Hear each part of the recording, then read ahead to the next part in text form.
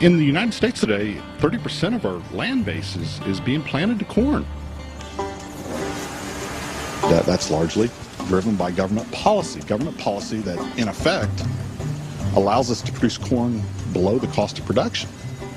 The truth of the matter is we're paid to overproduce, and it was caused by these large multinational interests. Corn is the main component in feed ingredients, whether it's chicken, hogs, cattle, you name it. Increasingly, we're feeding the corn to the fish, whether we're eating the tilapia or the farm salmon. We're teaching fish how to eat corn. Cows are not designed by evolution to eat corn. They're designed by evolution to eat grass. And the only reason we feed them corn is because corn is really cheap and corn makes them fat quickly. The idea that any corporation could own a food crop, is a very new idea. And it wasn't until the 1980s that the Supreme Court said you could patent life. And that opened the floodgates, efforts to patent the most valuable parts of life, which is to say, the crops on which we depend. Monsanto is a chemical company. They produced DDT, Agent Orange in Vietnam, and then they developed a product called Roundup. We started hearing rumblings about genetically engineered soybeans that could resist the application of Roundup. When the Roundup was sprayed over the top of it, it killed every weed out there except for this Roundup-ready soybean.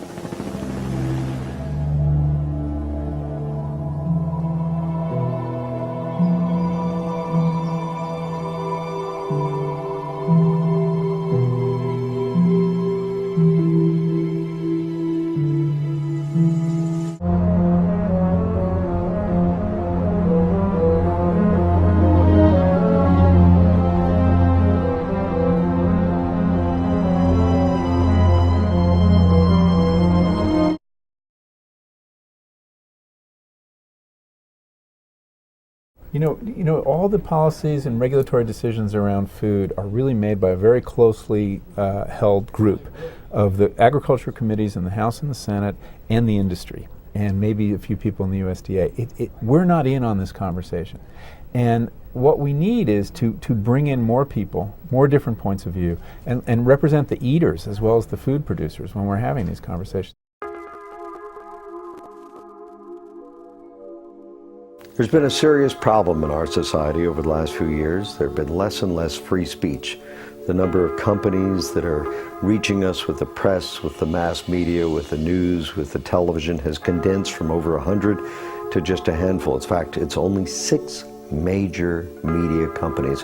One company just went out of business this year, and every year 2 or 3 major companies go out of business. That means very few people have the right to speak to us over television, over radio, through the New York Times, the LA Times, the different news media.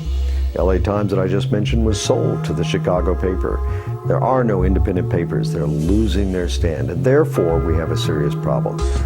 Here are the 6 corporations, or the Big 6. General Electric. You may also recognize them as NBC, Telemundo, and Universal Pictures. Walt Disney, or ABC, the History Channel, and ESPN.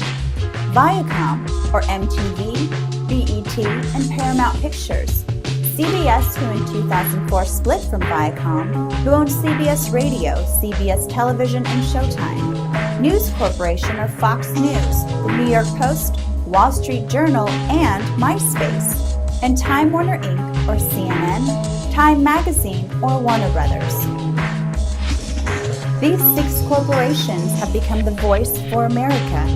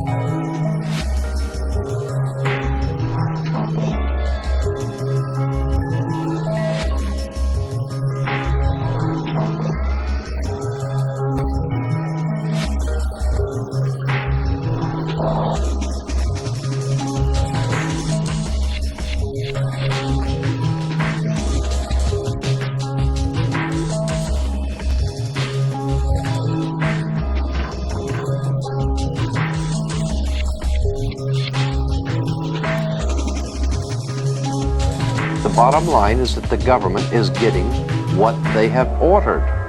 They're getting what they have paid for. They do not want your children to be educated. They do not want you to think too much. That is why our country and our world has become so proliferated with entertainments, mass media, game shows, television shows, amusement parks, drugs, alcohol, and every kind of entertainment to keep the human mind entertained so that you don't get in the way of important people by doing too much thinking. You had better wake up and understand that there are people who are guiding your life and you don't even know it. And all American citizens, I think, have suspected something like this is going on. But we're all too busy trying to stay alive and live our lives. And after all, what can one person do about it?